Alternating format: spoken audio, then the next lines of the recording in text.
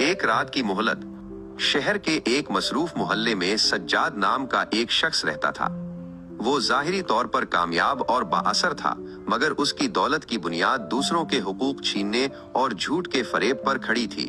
उसका दिल सख्त था और वो रात देर तक सिर्फ हिसाब किताब में मशगूल रहता। एक रात जब वो अपनी बेसकूनी में डूबा हुआ था, कमरे की फिजा अचानक बदल गई। हवा में एक अजीब सी खामोशी छा गई और एक गहरी नूरानी चमक नमूदार हुई। सज्जाद हैरत और खौफ से उठ खड़ा हुआ। नूरानी वजूद ने गहरी मगर नर्म आवाज में कहा, सज्जाद, तुम्हें सिर्फ एक रात की मोहलत दी जाती है। सूरज निकलने से पहले अपने गुनाहों का हिसाब साफ कर लो, वरना तुम्हारा अंजाम बहुत सख्त होगा। ये कहकर नूरानी वजूद गायब हो गया और कमरे में सिर्फ मामूल की रोशनी बाकी रह गई। सज्जाद का दिल तेजी से धड़क रहा था। पहली बार उसे मौत का खौफ महसूस हुआ और निदामत के आंसू उसके गालों पर बह निकले। सज्जाद ने फौरन अमल का फैसला किया। सबसे पहले वो अपने बूढ़े वालिद बाबा के पास पहुंचा, जिन्हें उसने दौलत के लालच में घर से निकाल दिया था। सज्जाद बाबा के कदमों में गिर पड़ा और रोते हुए मुआफी मांगी। बाबा की आंखों से आंसू बह निकले, मगर दिल में बरसों बाद सुकून उतरा। फिर सज्जाद अपनी बीवी आमना के पास गया, जिसका दिल उसने बरसों की बेतवज्जोही और झूठ से तोड़ रखा था। रात भर सज्जाद शहर में भटकता रहा।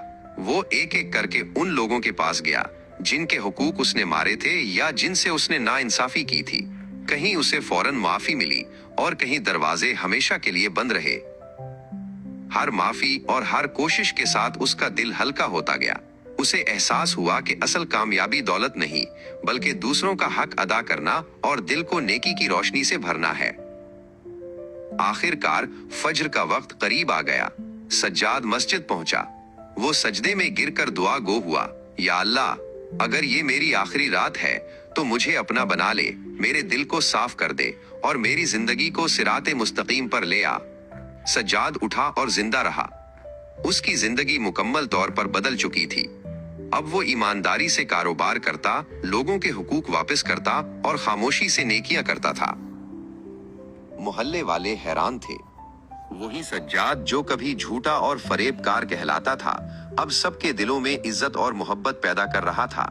वो अब दूसरों की मदद करने में पहल करता।